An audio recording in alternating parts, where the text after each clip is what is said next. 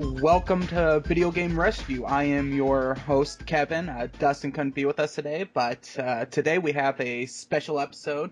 We have Brett Martin here, who is a memorabilia collector and also the Guinness World Record holder for the most memorabilia. Hello. And Brett, if you wouldn't mind, just for the listeners, maybe just give them a brief overview about maybe who you are, maybe a little bit about your origin, something like that. All right. Well, as you said, I'm Brett Martin. I also run VideoGameMM.com, which is the Video Game Memorabilia Museum. And we are a database and community who enjoys collecting video game merchandise. Very cool. Yeah. Awesome. Yeah. One of the things I was curious about is you're a memorabilia collector, but based on the article I read, it looked like you also do collect some video games. Yeah, I have a modest video game collection. I mean, by most people who see it before they see the memorabilia collection are impressed by how many games I have. But in comparison, it's pretty modest. I only really have the games that I enjoy. So a lot of the, like the best of each system, that's kind of what I have. I don't really have need of buying any games that I don't play or will just kind of sit and collect dust. Nice. Now, what actually was the deciding factor between video games and memorabilia, where you actually decided to go for more of a memorabilia collection? I was just more interested in the memorabilia that came out. I always have been. I had some stuff when I was a kid, and when eBay came about, I kind of discovered that and started finding a lot more stuff out there for Mario. And then as more people came on eBay, more stuff came on, and I was just amazed about how much stuff there was promotionally for Mario in both Japan and the US. And as you know, there's a huge marketing push in the late 80s, early 90s for Mario. And that's where a lot of the merchandise you see today comes from.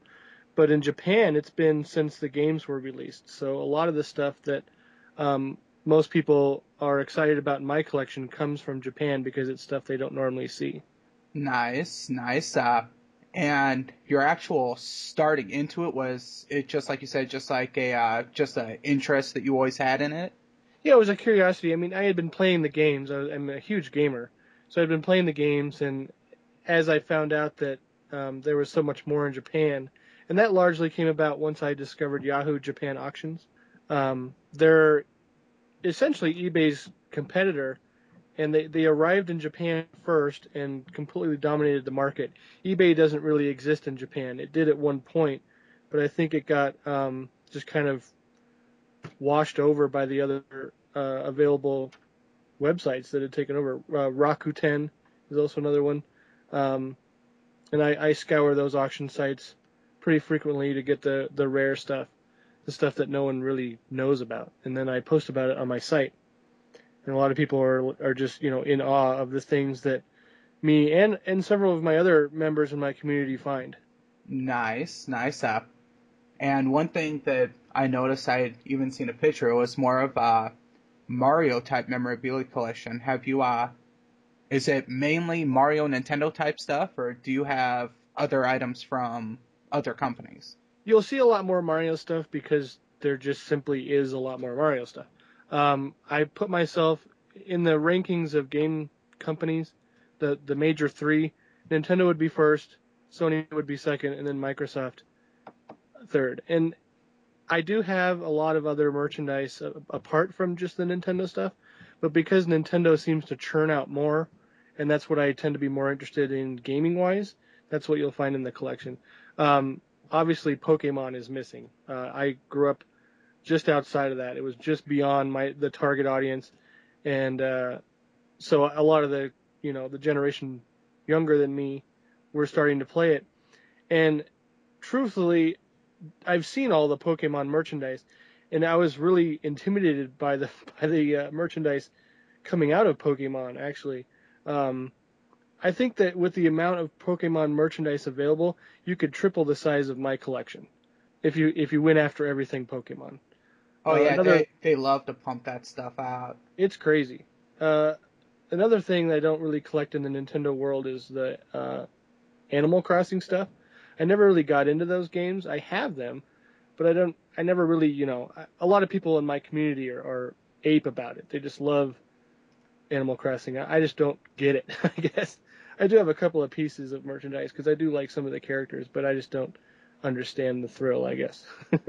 Yeah, yeah. But I Sony stuff. I've got a lot of Ratchet and Clank merchandise. I've got some Uncharted stuff, Jack and Daxter, those types of games. Those types are really what I like to play, I guess. And then puzzle and just anything that catches my eye, really.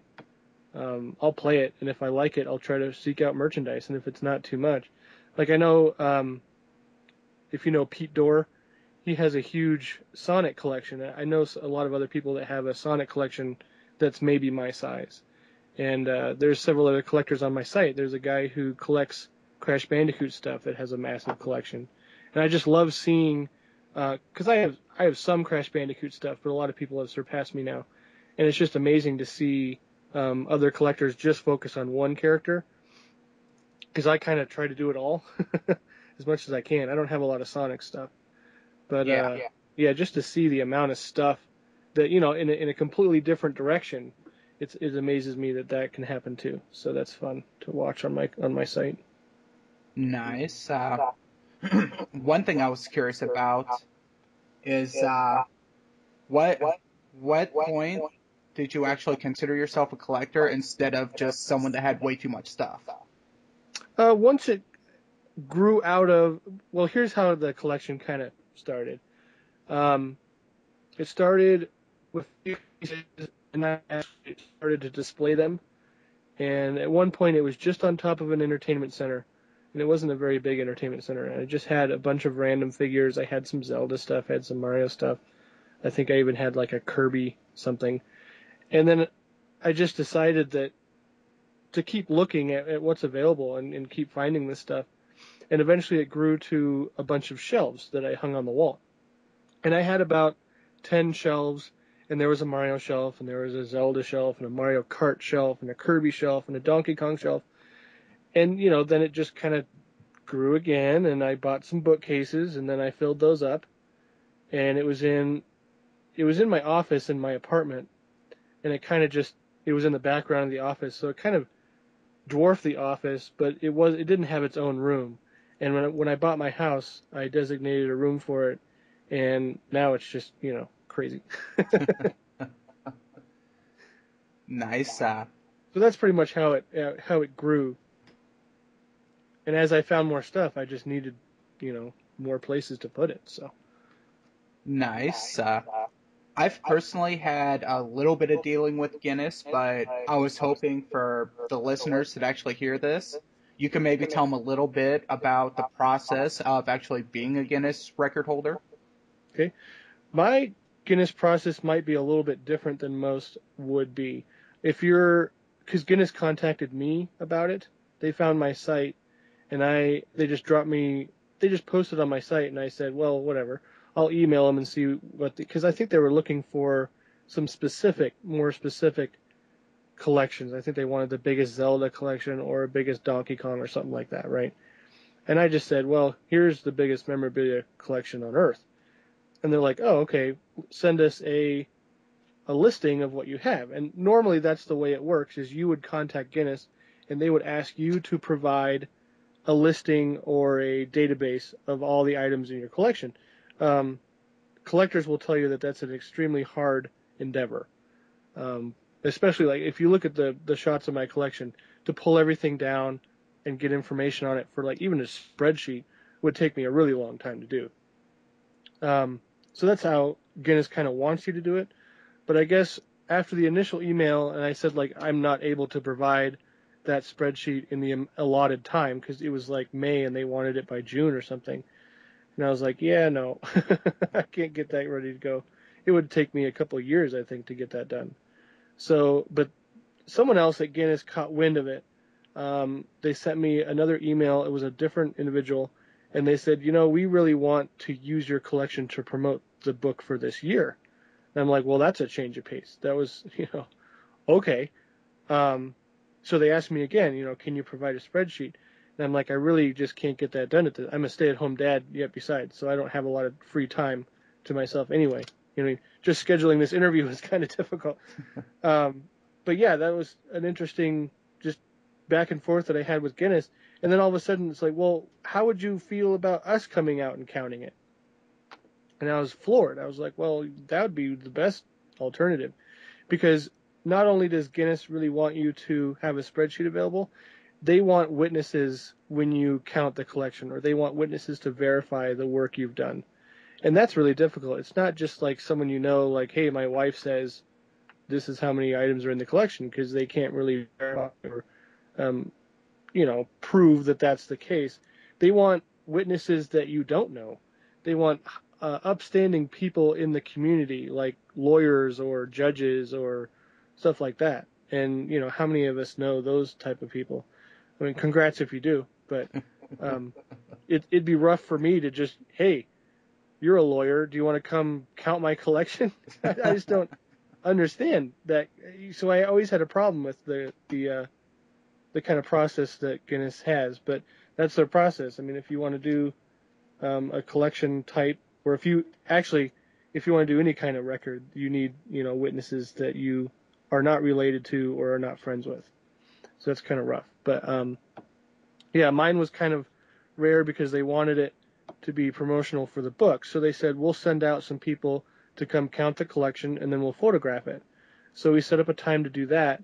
And I thought, first day, they didn't really give me any details on what was going to happen or what they needed or anything. They just kind of showed up, and I thought first day would be counting the collection and second day would be photographing the collection. Well, it turns out they counted the collection in about an hour and a half. They did what they call a rough visual count. There were no contenders for my specific record, which was largest video game memorabilia collection. There were no contenders in that area. So what they decided to do is do a rough count, which was just grabbing a clicker and doing a visual, like they'd look at a shelf and they'd count, they'd click their clicker when they saw a new figure. So it's not accurate, essentially, is what I'm trying to get at. And that's kind of bothersome for me, but I can't really ask them to pull everything out and count it piece per piece. But I know that there's a lot more. And what one of the guys from the actual guy from Guinness that came out said that they do that specifically for two reasons. They do that so the collector can sort of reclaim the title if someone were to contend it, and then there's room for the collection to grow. So if someone came along and said, well, I have 10,000 items, then I would be pressed to do an actual spreadsheet count of it and then reclaim or whatever, or he would say update the number, and they would I kind of have an in-line with him now because he's seen the collection, he's seen the amount, that he would kind of believe anything that I sent him. Not that he wouldn't want some verification like a spreadsheet or a database or something like that. But nice. Okay. One thing that was mentioned on I believe it was the Yahoo article, was that you made a small mention of owning a couple rare prototype video games. Out of curiosity, what are those?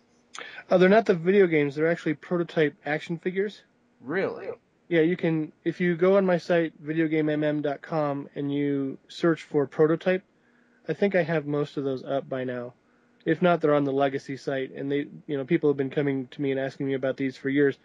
What essentially they are from is, well, most of them are from toy companies that sold off the prototypes of an action figure line that they were proposing to their company, and the company decided to scrap it, or it was never released, or whatever, what have you. The majority of the action figure prototypes that I have come from a offshoot company called Toy Site, and that was a branch of Benusen Deutsch and Associates, better known as BD&A. And BD&A makes a lot of video game accessories like styluses and cases and whatnot. You'll still see that stuff in stores right now. But they wanted, at some point in the 90s, actually in late 90s. They wanted to make a branch that did nothing but toy manufacturing, because they did do some toy manufacturing for Nintendo for their Superpower Supplies catalog, and they made a lot of those plushes, and that's what we on the site we call them the BD&A plush set. They were sold in GameStops and electronic boutiques across the country in both America and Canada. And then they decided, hey, those are selling really well. Why don't we make a toy line off of it? Well, for whatever reason, the branch never got going, but a lot of the concept art and prototypes for like the toy fairs and stuff, the company still had assets. So one employee decided to auction off this stuff on eBay, and I happened to be at the right place at the right time, and I bought a lot of those prototypes. I have a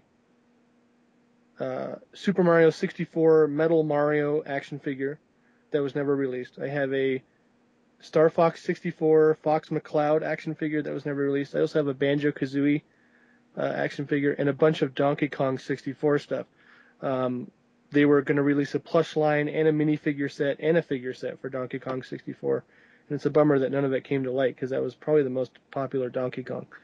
But, and then I have some Jazzwares. I don't know if you guys know about that action figure developer, but they have a Mega Man line, and one of the employees contacted me, and they were revamping their Mega Man line, and they were going to continue the line, but then they decided to continue the license but drop everything that they had previously created.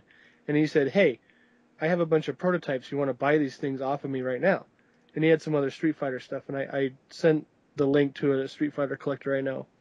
But he wanted to sell me all his Mega Man stuff, so I got a lot of Mega Man prototypes as well.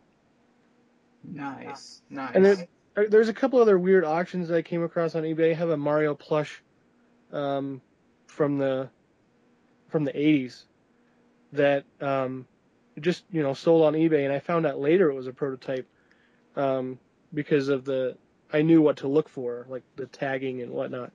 And I have another Donkey Kong plush from another company that was actually bidding to have the Donkey Kong license, but didn't get it. So they sold that prototype plush, and I have that too. So I have various prototypes. Nice. Now comes the ultimate question. What's your favorite piece that you own? That is always a hard question for collectors to ask or answer. I'd say, since I've answered this a lot in the recent days, my Super Mario Bros. 3 talking display sign is most likely my favorite piece in the collection.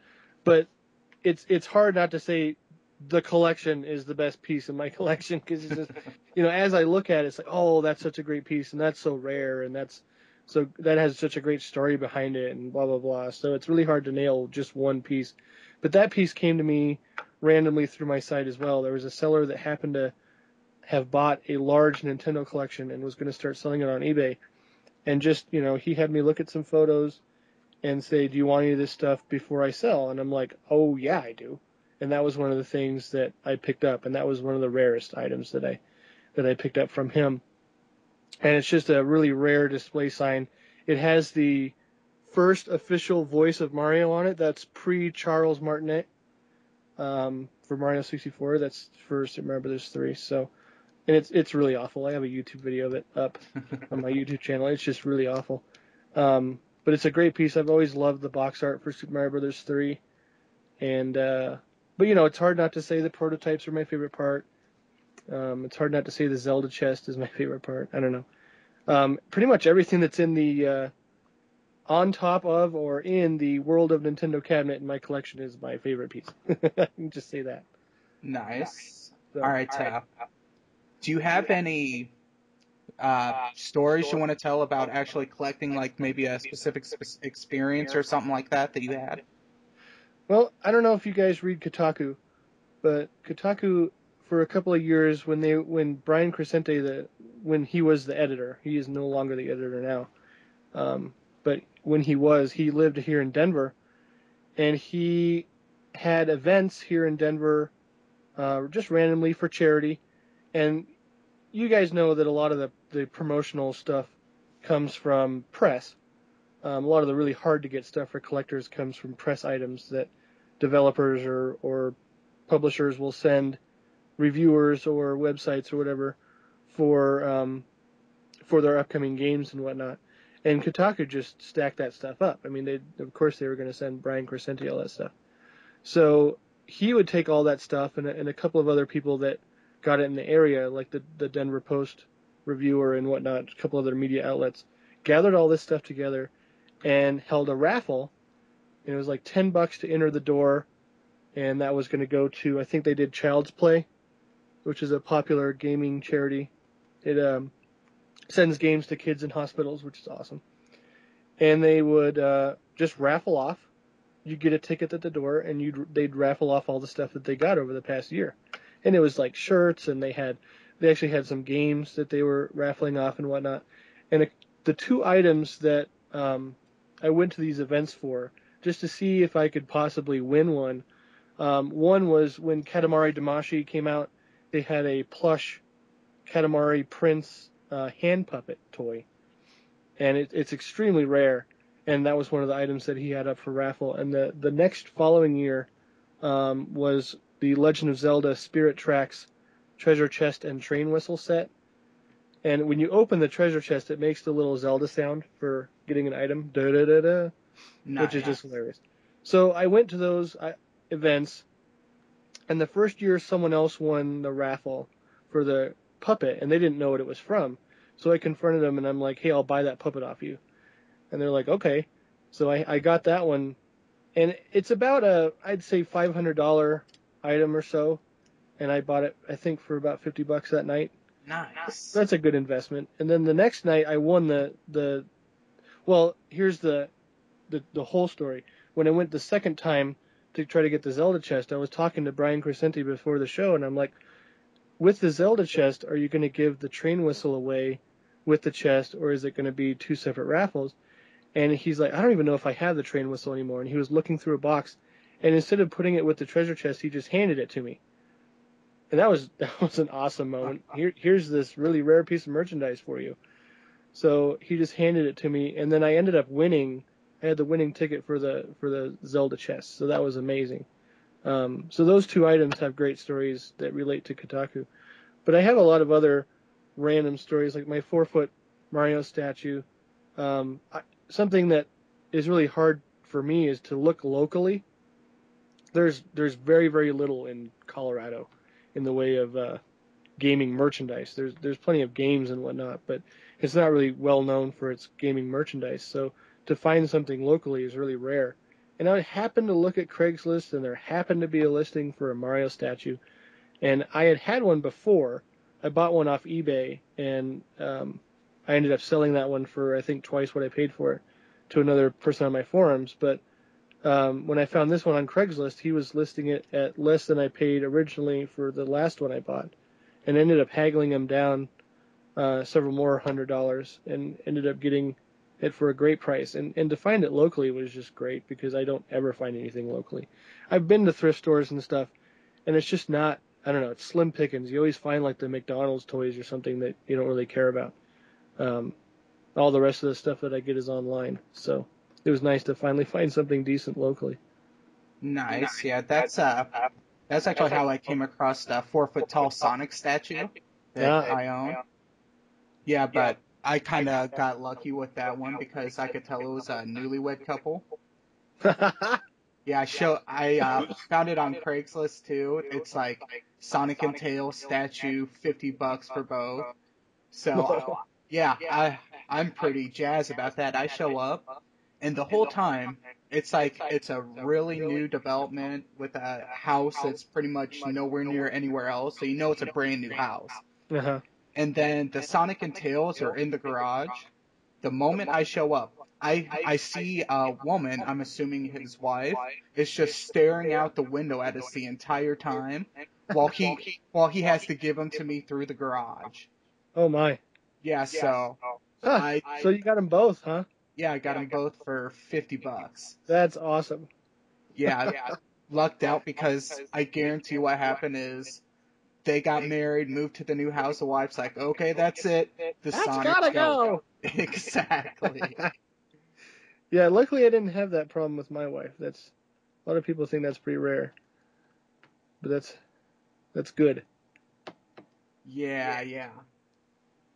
All right, I'll be honest, I'm kind of out of questions at this point. We kind of pounded through them, so maybe if you want to plug your site a little bit so people can come and check that out. Sure. Well, it's just to say it again, it's videogamemm.com, which is the Video Game Memorabilia Museum. And for a long time, it was just a gallery of everything that I had in my site. And I was slowly updating it, and, I'd get a few things up maybe a month, and it was just, kind of trudging along. And it had a forums attached to it, and a lot of people found me through the forums and started asking me questions. And then that spawned a blog, which now, anytime anything comes out, video games wise, video game merchandise wise, I blog about it. I try to. So you'll see it's not just Nintendo stuff, but a lot of the blog is dominated by Nintendo stuff because Nintendo comes out with stuff pretty much nonstop for their games, especially in Japan.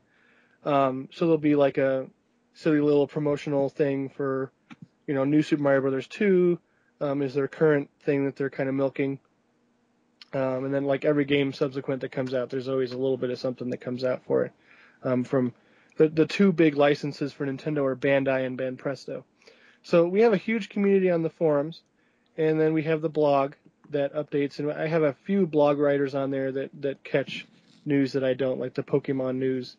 I have someone else doing that, and I'll look across several of the other blogs that tend to post this stuff, and it's just kind of a nice place to come and look at what merchandise is available.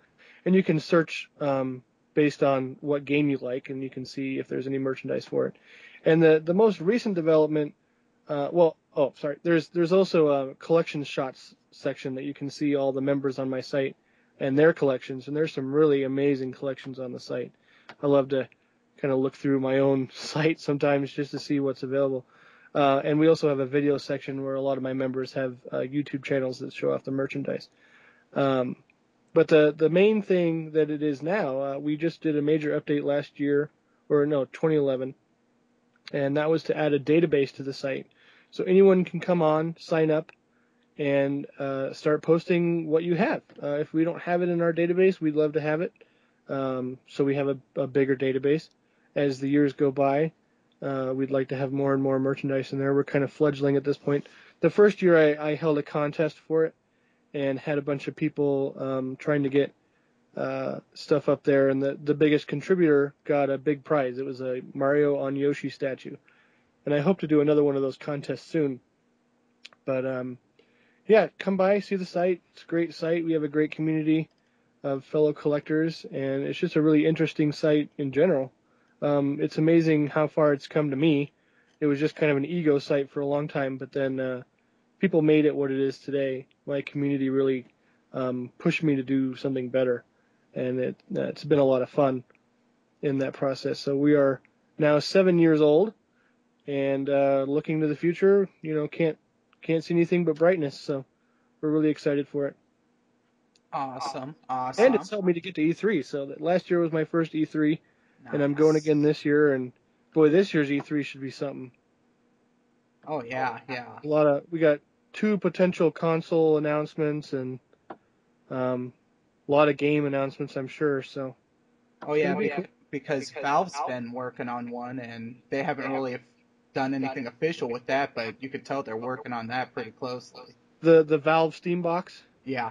Yeah, they had announced one. What was it? The Piston? Yeah. Yeah, that looks really cool. But the price tag's pretty hefty, but I guess PC gamers are accustomed to paying a little bit more. But yeah, that's a really cool little development. And then we have the Ouya coming out, and man, it's just a great time to be a gamer. Oh, totally. I definitely agree with that. And that will actually wrap up this episode. So I'm going to thank Brett Martin here for coming on, doing a quick interview with us. Yeah, thanks, Kevin. Yep, and thank you for listening to Video Game Rescue, where we bring an old friend back to life.